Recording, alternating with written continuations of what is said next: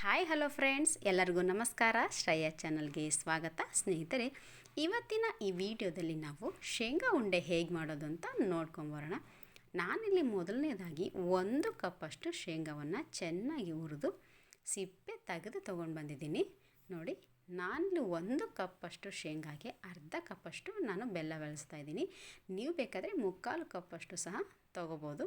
ಜಾಸ್ತಿ ಸಿಹಿ ತಿನ್ನೋರು 3/4 ಕಪ್ಪು ತೊಗೋಬೋದು. ನಾನಿಲ್ಲಿ ಶೇಂಗಾ ಮತ್ತು ಬೆಲ್ಲನ ಚೆನ್ನಾಗಿ ಮಿಕ್ಸ್ ಮಾಡ್ತಾಯಿದ್ದೀನಿ.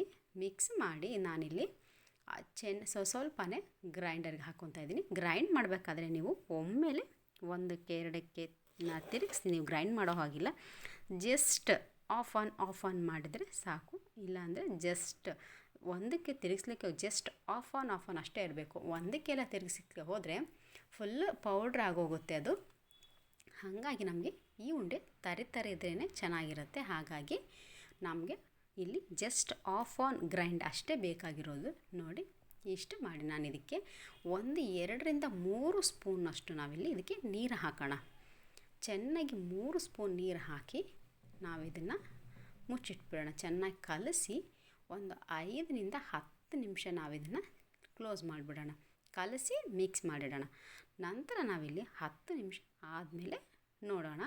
10 ನಿಮಿಷ ಆದಮೇಲೆ ಇದು ಚೆನ್ನಾಗಿ ಬೆಲ್ಲ ಹಾಕಿರೋದ್ರಿಂದ ಬೆಲ್ಲ ಸಹ ಬಿಟ್ಕೊಂಡಿರುತ್ತೆ ಪಾಕದ ರೂಪದಲ್ಲಿ.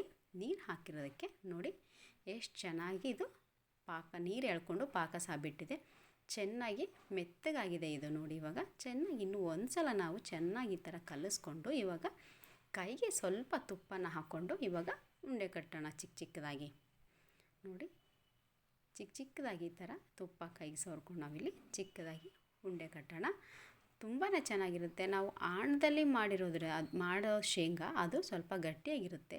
ಬಟ್ ಇದಕ್ಕೆ ನಾವಿಲ್ಲಿ ಸ್ವಲ್ಪ ಬಿಸಿನೀರು ಆ್ಯಡ್ ಮಾಡಿರೋದ್ರಿಂದ ಪಾಕ ಇಲ್ಲದೆ ಇರೋದ್ರಿಂದ ಇದು ಸ್ವಲ್ಪ ಮೆತ್ತಗಿರುತ್ತೆ. ಟೇಸ್ಟ್ ವೈಸ್ ತುಂಬ ಡಿಫ್ರೆಂಟ್ ಆಗಿರುತ್ತೆ. ಅದೇ ಬೇರೆ ಇರುತ್ತೆ, ಇದೇ ಬೇರೆ ಇರುತ್ತೆ. ಶೇಂಗಾ ಉಂಡೆ ಅಂದ ತಕ್ಷಣ ಎಲ್ಲ ಸೇಮ್ ಅಲ್ಲ ಅಂತ ಖಂಡಿತ ಇಲ್ಲ. ಆಣದಲ್ಲಿ ಮಾಡಿರೋ ಶೇಂಗಾನೇ ಬೇರೆ ಇರುತ್ತೆ, ಉಂಡೆ ಇದನ್ನೇ ಬೇರೆ ಇರುತ್ತೆ. ನೀವು ಒಂದ್ಸಲ ನಿಮ್ಮ ಮನೇಲಿ ಟ್ರೈ ಮಾಡಿ ನೋಡಿ. ಈ ವಿಡಿಯೋ ಇಷ್ಟ ಆಗಿದ್ದರೆ ಲೈಕ್ ಮಾಡಿ, ನಿಮ್ಮ ಅನಿಸಿಕೆಗಳನ್ನು ಕಮೆಂಟ್ ಮಾಡಿ, ಹಾಗೂ ನಿಮ್ಮ ಫ್ರೆಂಡ್ಸ್ಗೂ ಸಹ ಶೇರ್ ಮಾಡಿ.